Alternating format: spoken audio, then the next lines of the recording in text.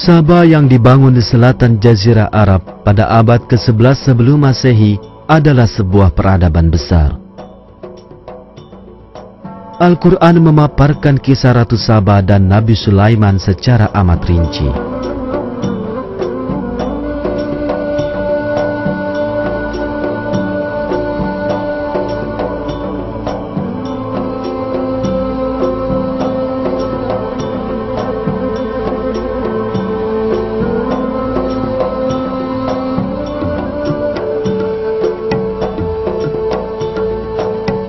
Namun, terdapat kisah lain dalam Al-Quran tentang kaum ini, yakni perihal kehancuran dahsyat mereka.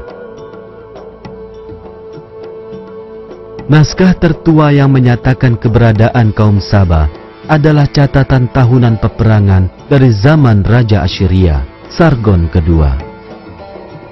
Menurut prasasti ini, Sargon menyebut Sabah sebagai salah satu negeri yang membayar upeti padanya.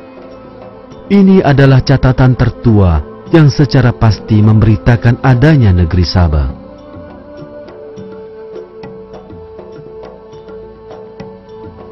Catatan kuno yang memberitakan kaum Sabah menyatakan bahwa sama halnya dengan bangsa Punisia, mereka adalah negeri yang melakukan kegiatan perniagaan dan sejumlah jalur perdagangan terpenting di utara Arab ada dalam kekuasaan mereka.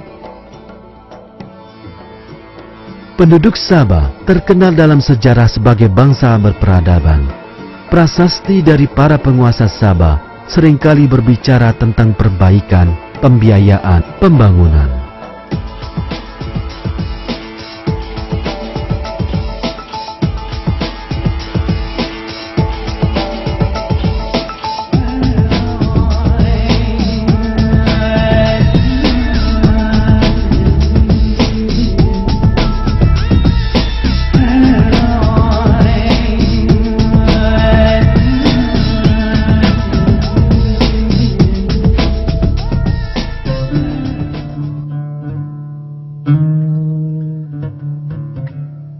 Bendungan Ma'rib yang reruntuhannya masih tersisa hingga kini adalah bukti penting kemajuan teknologi kaum Sabah. Berkat bendungan ini, sebuah negeri hijau terhampar di tengah gurun pasir.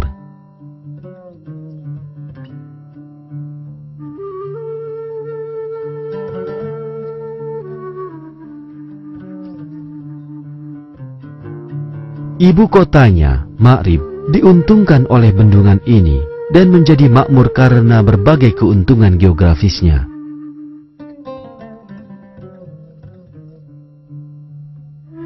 Kota ini terletak dekat Sungai Adanah. Kaum Sabah memanfaatkan letak ini dengan mendirikan bendungan seiring dengan pembangunan peradaban mereka dan mulai mengairi wilayah tersebut. Pertanian menjadi makmur dan mereka pun menikmati kesejahteraan hidup yang tinggi.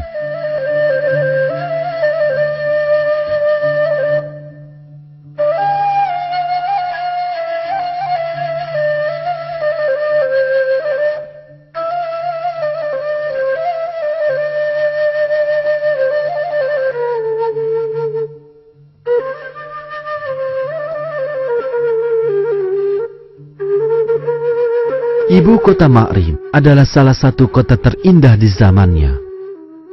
Penulis Yunani, Pliny, yang berkunjung dan sangat memuji negeri ini, mengatakan dalam karyanya tentang hijaunya negeri tersebut.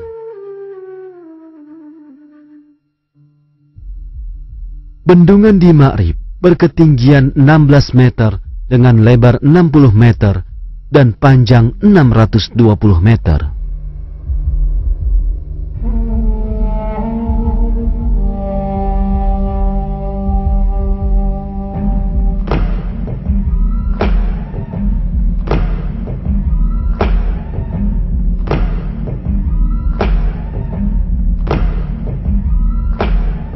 Perhitungan menunjukkan dua dataran luas di kedua sisi kota mampu diairi bendungan tersebut.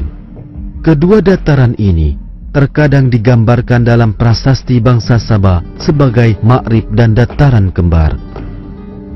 Ungkapan dua buah kebun di sebelah kanan dan di sebelah kiri dalam Al-Quran sangat mungkin merujuk pada perkebunan anggur dan kebun-kebun menawan di dua lembah ini.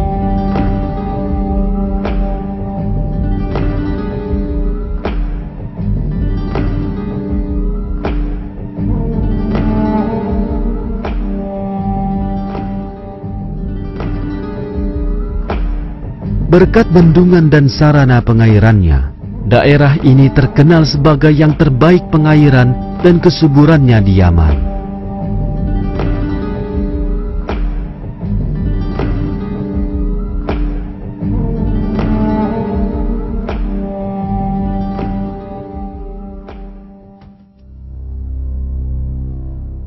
Ketika kita mempelajari ayat-ayat Al-Quran berdasarkan temuan sejarah ini, kita dapati kesesuaian besar di antara keduanya.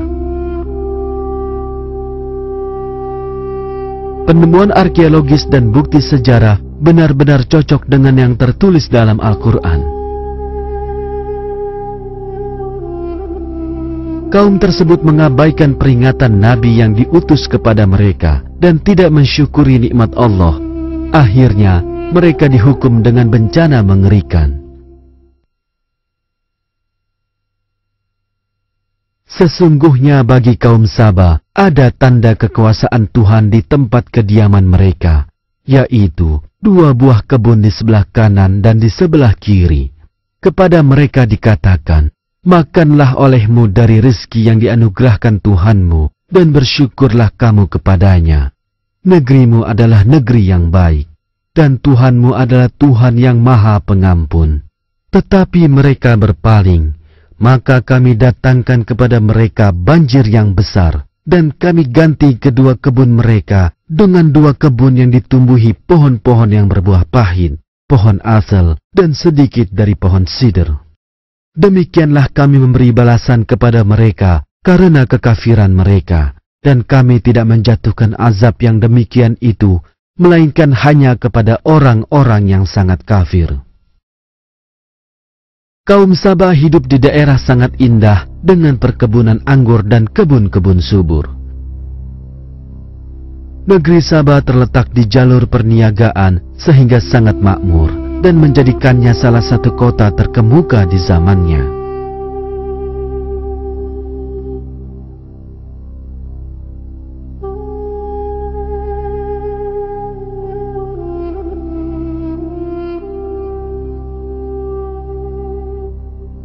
Yang hanya perlu dilakukan kaum Sabah dalam kelapangan ini adalah memakan rezeki yang dianugerahkan Tuhan mereka dan bersyukur kepadanya. Tapi mereka tidak melakukannya. Seperti yang dikatakan sebuah ayat, mereka berpaling dari Allah. Keangkuhan atas kemakmuran mereka mengakibatkan mereka merugi.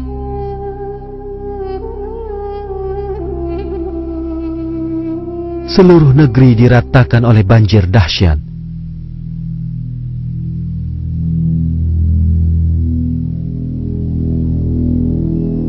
Perkebunan anggur dan kebun-kebun kaum Sabah tiba-tiba lenyap terbenam air.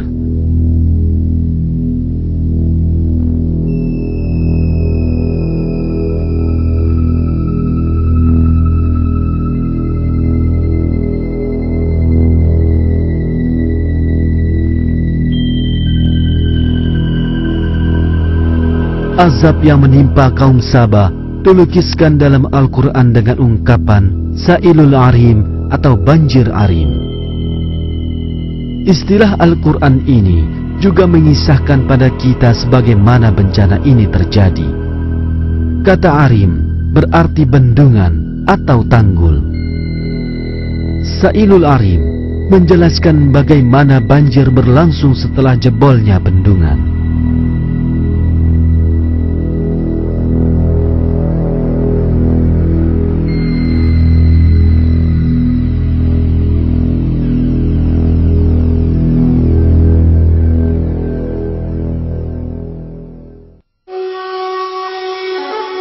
Arkeolog Kristen Werner Keller sepakat bahwa banjir arim sesuai dengan gambaran Al-Quran.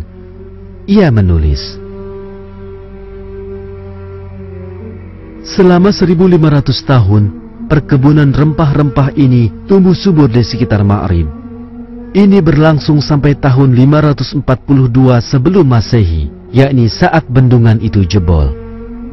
Gurun pasir tandus perlahan menutupi negeri subur ini dan menghancurkan segalanya. Al-Quran mengisahkan kaum Saba memiliki kebun-kebun indah dengan buah-buahan termahal yang ranum. Namun kaum tersebut berpaling dari Tuhan sehingga Dia menghukum mereka dengan jebolnya bendungan. Setelah itu tak ada yang tumbuh di kebun-kebun negeri Saba kecuali pohon berbuah pahit. Bendungan yang dapat dianggap sebagai sumber utama kemakmuran dan kesejahteraan kaum Saba juga menjadi jalan kehancuran kaum yang tak bersyukur itu. Setelah bencana banjir Arim, daerah ini berubah menjadi gurun pasir, dan bersamaan dengan lenyapnya lahan pertanian, kaum Saba kehilangan sumber pendapatan utama mereka. Kaum Saba mendustakan seruan agar beriman dan bersyukur kepada Tuhan, dan mereka pun diazab. Setelah kerusakan parah akibat banjir, kaum Saba mulai bercerai-berai. Mereka tinggalkan rumah-rumah mereka dan mengungsi ke wilayah utara Arabia, Mekah dan Syria.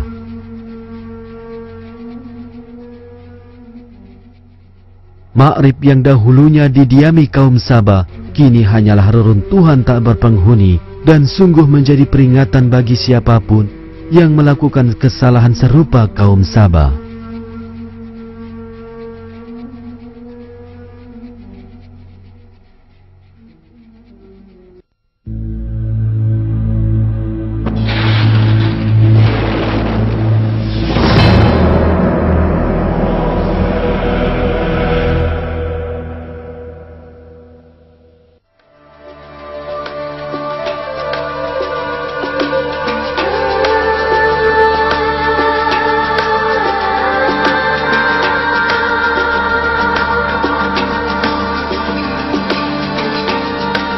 Salah satu peradaban tertua di dunia adalah Mesir.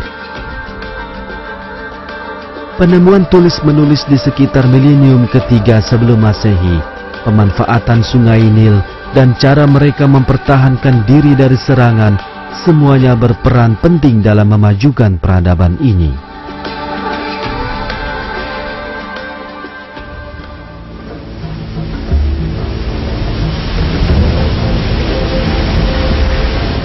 Mesir kuno terletak di lembah sungai Nil yang termasuk keajaiban alam di dunia.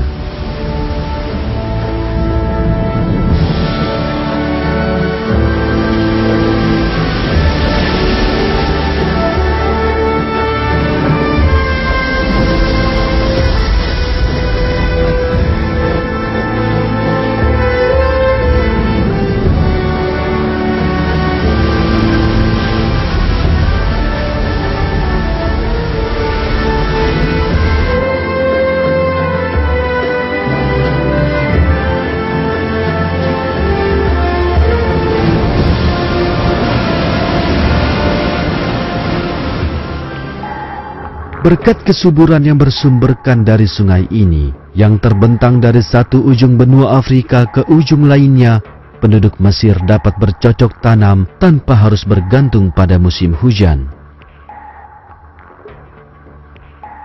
Tentang hal ini, sejarawan Ernest Gombrich menyatakan sebagai berikut.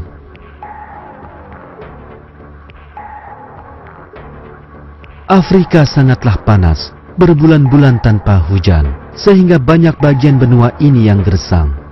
Wilayah ini tertutupi gurun pasir. Inilah yang terjadi di wilayah kiri dan kanan Mesir. Hujan turun sangat jarang di Mesir.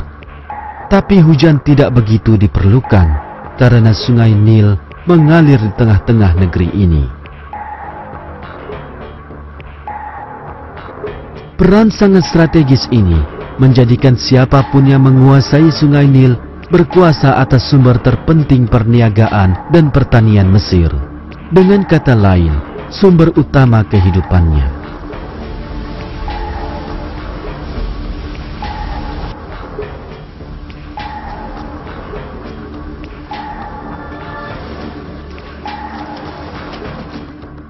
Para penguasa Mesir kuno membangun kerajaan kuat dengan cara itu. Mereka di kemudian hari dikenal dengan sebutan Fir'aun.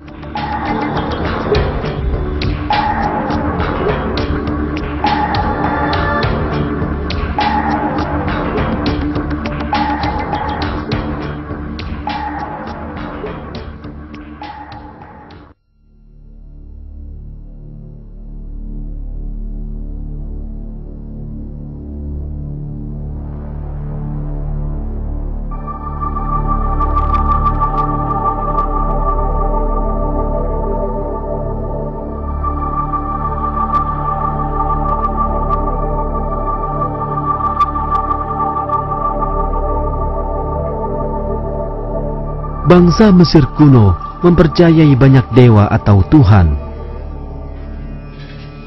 Mereka sangat bersikukuh pada keyakinan tersebut karena fanatisme buta mereka.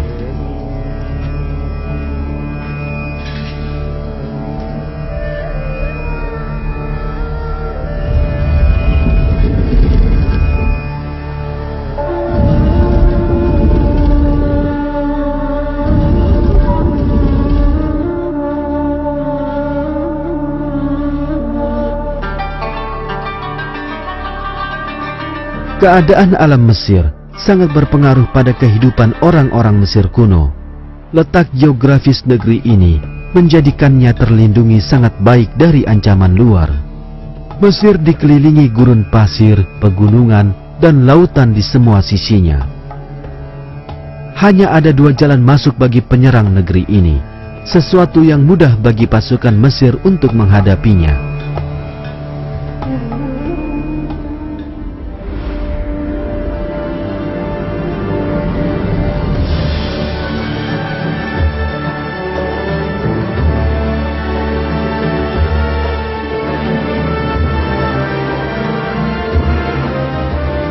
Penduduk Mesir hidup tertutup dari dunia luar akibat keadaan alam ini. Selama berabad-abad, keterkungkungan tersebut memunculkan fanatisme buta. Ketertutupan dari perkembangan terkini dan pembaharuan menyebabkan mereka bersikukuh pada keyakinan mereka.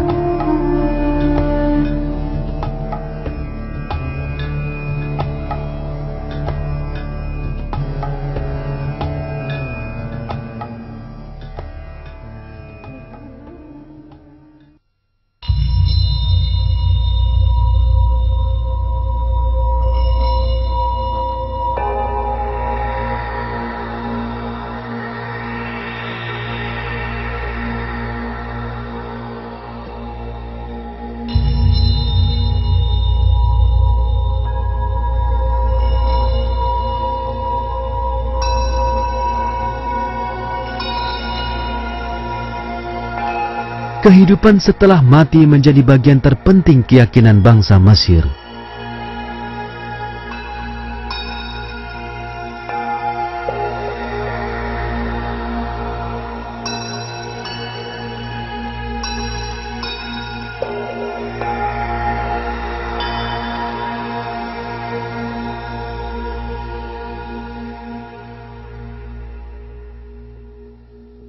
Dipercaya bahwa ruh manusia akan tetap hidup setelah jasadnya mati, dan ruh tersebut akan dimintai pertanggungjawaban.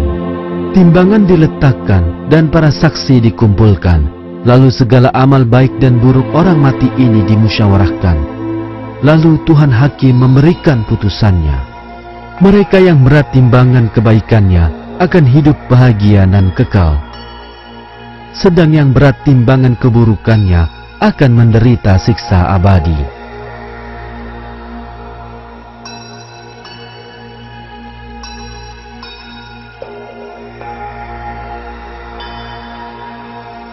Mustahil bila keyakinan bangsa Mesir pada kehidupan setelah mati ini tak terkait dengan keyakinan monoteisme dan agama yang benar. Ini menunjukkan peradaban Mesir kuno dulunya pernah menjadi bagian dari agama yang benar beserta wahyunya. Namun, di kemudian hari agama ini diselewengkan dan keyakinan pada satu Tuhan berubah menjadi pada banyak Tuhan. Kita tahu bahwa dari waktu ke waktu para rasul diutus untuk mengingatkan manusia tentang keesaan Allah dan penghambaan diri padanya. Di antara mereka ialah Nabi Yusuf yang hidupnya dikisahkan dalam Al-Quran secara rinci. Nabi Yusuf pindah ke Mesir dengan kaum Bani Israel dan menetap di sana. Setelah beliau wafat, mulailah perbudakan atas orang-orang Bani Israel. Masa itu berakhir dengan diutusnya Nabi Musa sebagai Rasul dan pemindahan warga Bani Israel olehnya keluar dari Mesir.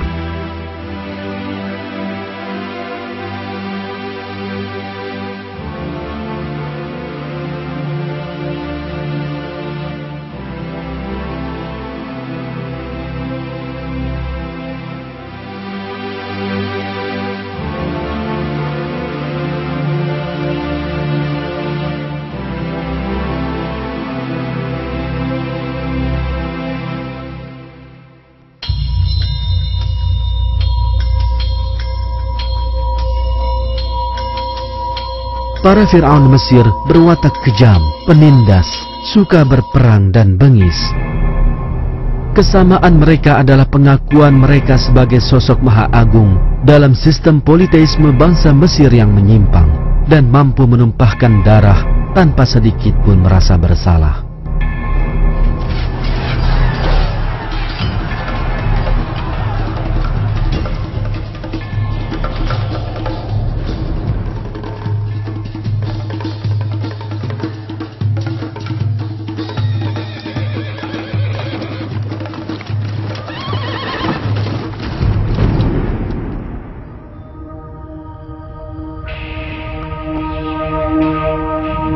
Namun, dalam sejarah Mesir, ada satu Fir'aun yang berbeda dari yang lain.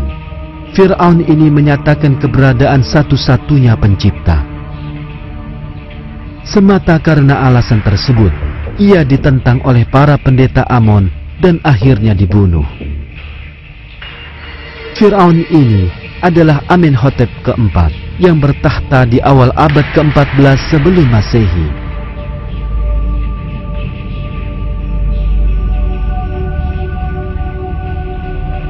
Ketika Amenhotep keempat berkuasa pada tahun 1375 sebelum Masehi, ia memerangi kekolotan yang berkembang selama berabad-abad dan karenanya menghadapi tantangan sangat berat.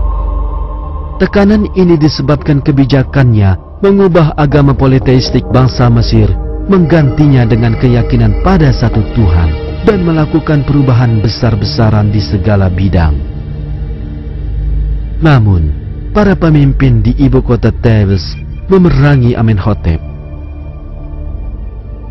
Mereka yang mendukungnya meninggalkan ibu kota dan pindah ke daerah lain. Di sini, Amenhotep mengubah namanya menjadi Akhenaton yang berarti hamba Aton. Aton, menurut Amenhotep, adalah pencipta langit dan bumi. Ini menunjukkan keimanannya pada satu Tuhan saja. Fir'aun-Fir'aun kejam lainnya naik tahta setelah Amenhotep. Mereka kembali menyebarkan agama lama mereka yang politeistik dan berupaya sekuat tenaga mengembalikan masa lalu. Kurang lebih seabad kemudian, Ramses kedua naik tahta dan berkuasa paling lama dalam sejarah Mesir. Menurut banyak ahli sejarah, Ramses kedua lah yang menindas Bani Israel dan memerangi Nabi Musa.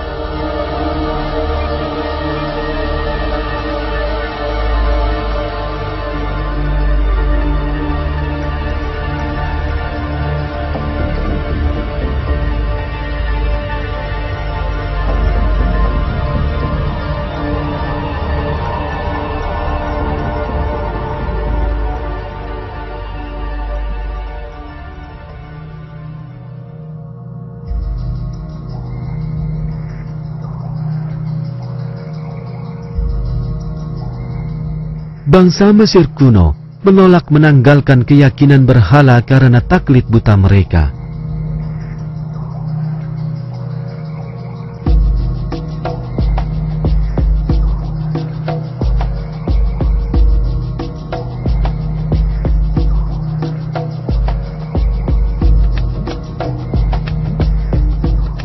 para rasul telah datang untuk mengingatkan mereka agar mengimani satu Tuhan.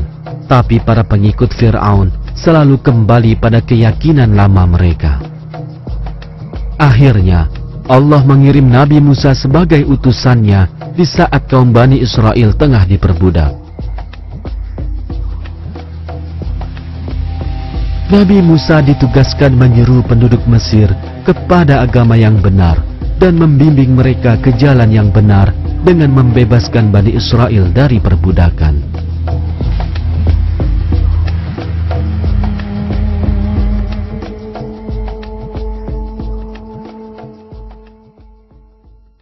Kami membacakan kepadamu sebagian dari kisah Musa dan Fir'aun dengan benar untuk orang-orang yang beriman. Sesungguhnya Fir'aun telah berbuat sewenang-wenang di muka bumi dan menjadikan penduduknya berpecah belah dengan menindas segolongan dari mereka, menyembelih anak laki-laki mereka, dan membiarkan hidup anak-anak perempuan mereka. Sesungguhnya Fir'aun termasuk orang-orang yang berbuat kerusakan, dan kami hendak memberi karunia kepada orang-orang yang tertindas di bumi Mesir itu, dan hendak menjadikan mereka pemimpin, dan menjadikan mereka orang-orang yang mewarisi bumi. Dan akan kami teguhkan kedudukan mereka di muka bumi, dan akan kami perlihatkan kepada Fir'aun dan Haman beserta tentaranya apa yang selalu mereka khawatirkan dari mereka itu.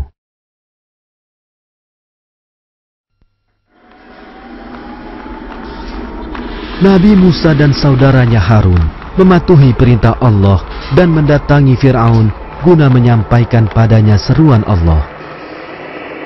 Mereka menginginkan agar Fir'aun berhenti menindas Bani Israel dan memerdekakan mereka.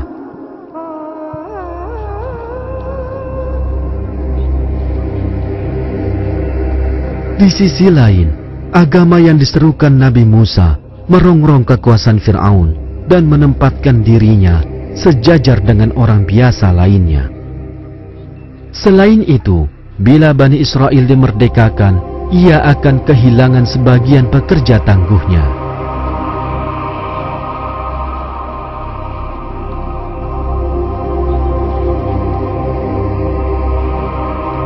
Karena semua alasan inilah, Fir'aun menolak mengikuti seruan Nabi Musa. Ia menuduh Musa dan saudaranya Harun tengah berusaha merongrong pemerintahan yang sah dan mencitrakan mereka sebagai penjahat. Kalangan terkemuka dari pengikut Fir'aun juga enggan mematuhi Nabi Musa dan Harun. Mereka menolak mengikuti agama yang diwahyukan kepada mereka. Mereka tidak berniat meninggalkan agama para leluhur mereka. Pada saat itulah Allah menimpakan serangkaian bencana ke atas mereka.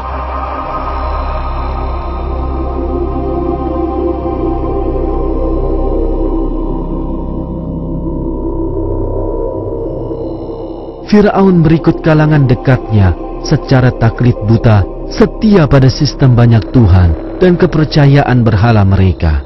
Dengan kata lain, agama leluhur mereka, dan mereka sungguh enggan melepaskannya.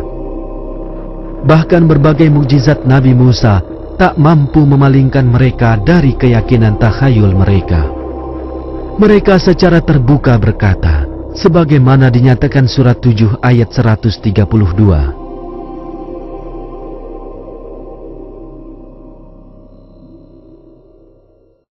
Mereka berkata, bagaimanapun kamu mendatangkan keterangan kepada kami untuk menyihir kami dengan keterangan itu, maka sekali-kali kami tidak akan beriman kepadamu. Menghadapi sikap keras kepala ini, Allah menurunkan sejumlah bencana agar mereka dapat merasakan kepedihan selagi masih di dunia ini. Bencana pertama adalah kekeringan dan kelangkaan hasil pertanian.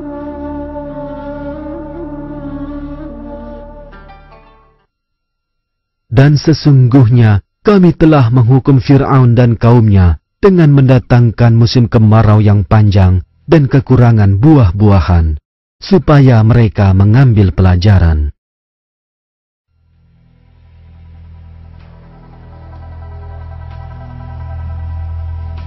Warga Mesir menggantungkan pertanian mereka pada sungai Nil, sehingga perubahan keadaan alam tidak mempengaruhi mereka. Namun, keangkuhan Fir'aun berikut kalangan dekatnya kepada Allah dan penolakan mereka mengimani Rasul-Nya mengakibatkan datangnya bencana yang tak diharapkan. Seperti yang diduga, ketinggian air sungai Nil menurun tajam karena berbagai sebab. Dan jalur-jalur pengairan dari sungai tak mampu mengalirkan air yang cukup ke lahan pertanian. Panas yang sangat menyebabkan keringnya tanaman pertanian.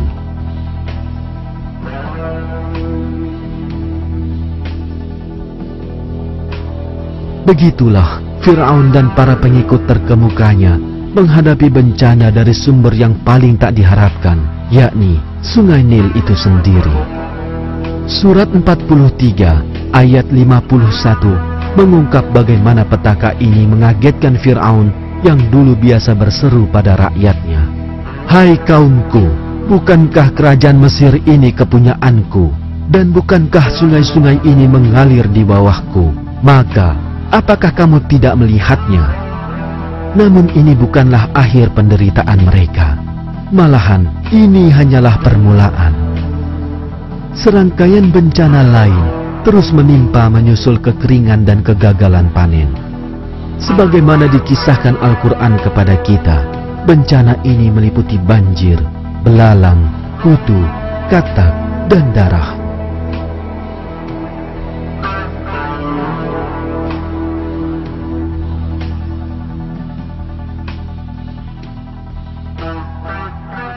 Meskipun ditimpa semua itu, Fir'aun dan kaumnya tetap saja menolak nasihat yang diperuntukkan kepadanya dan menyembah Allah.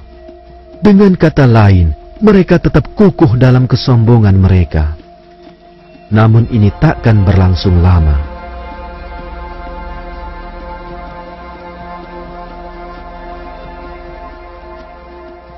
Karena Fir'aun tetap mengingkari kekuasaan Allah, meski beragam bencana telah menimpanya, maka Allah memerintahkan Nabi Musa memimpin Bani Israel keluar dari Mesir. Mereka mentaati Nabi Musa dan berangkat bersamanya meninggalkan Mesir.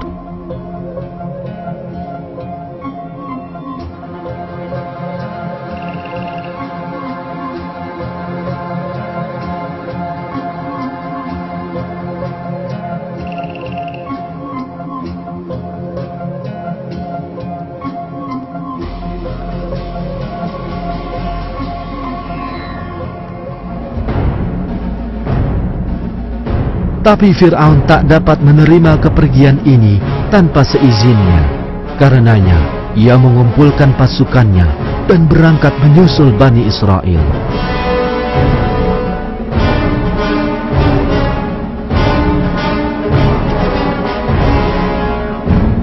Fir'aun dan pasukannya berhasil menyusul Bani Israel di saat mereka mencapai lautan.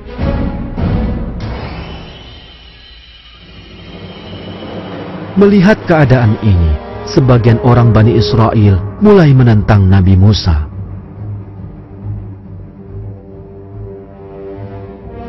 Menurut perjanjian lama, mereka berkata, "Mengapa kamu membawa kami pergi dari negeri kami?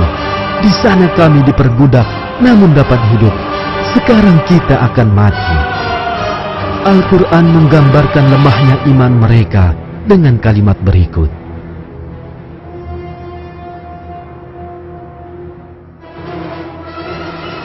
Maka setelah kedua golongan itu saling melihat, berkatalah pengikut-pengikut Musa, "Sesungguhnya kita benar-benar akan tersusul." Menurut surat 26 ayat 62, Nabi Musa meyakinkan kembali pengikutnya yang ketakutan akan tertangkap dengan berkata, "Sekali-kali tidak akan tersusul. Sesungguhnya Tuhanku besertaku, kelak Dia akan memberi petunjuk kepadaku." Di saat itu, Allah kembali menunjukkan perlindungannya terhadap Nabi Musa, yang kemudian terjadi dikisahkan dalam Al-Quran. Lalu kami wahyukan kepada Musa, pukullah lautan itu dengan tongkatmu. Maka terbelahlah lautan itu, dan tiap-tiap belahan adalah seperti gunung yang besar. Dan di sanalah kami dekatkan golongan yang lain, dan kami selamatkan Musa dan orang-orang yang besertanya semuanya. Dan kami tenggelamkan golongan yang lain itu. Sesungguhnya pada yang demikian itu benar-benar merupakan suatu tanda yang besar, dan tetapi adalah kebanyakan mereka tidak beriman. Dan sesungguhnya Tuhanmu benar-benar dialah yang maha perkasa, lagi maha penyayang.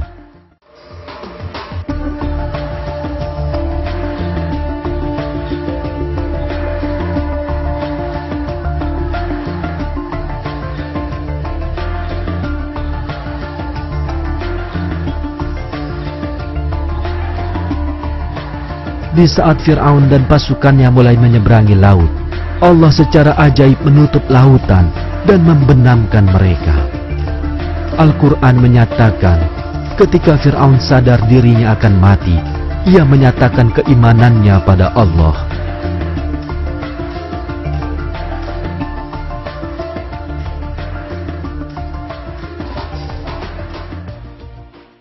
Hingga bila Fir'aun itu telah hampir tenggelam, berkatalah dia, "Saya percaya bahwa tidak ada Tuhan melainkan Tuhan yang dipercayai oleh Bani Israel, dan saya termasuk orang-orang yang berserah diri kepada Allah."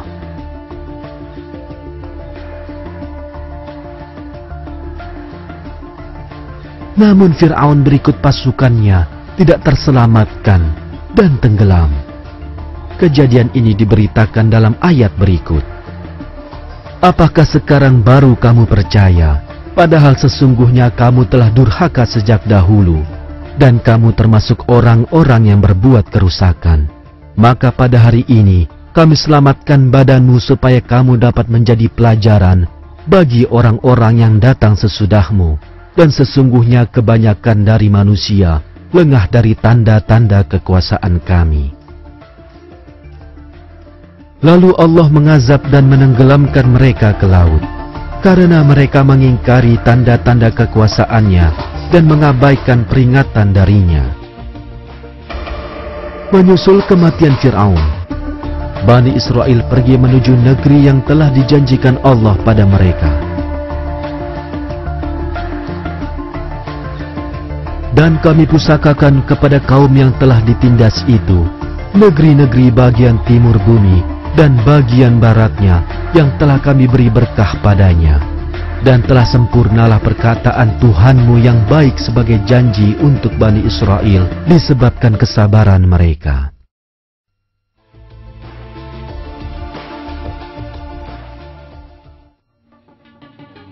Seperti telah kita saksikan, temuan sejarah dan arkeologis tentang kaum-kaum yang dikisahkan Al-Quran menunjukkan sekali lagi bahwa Al-Quran adalah firman Allah.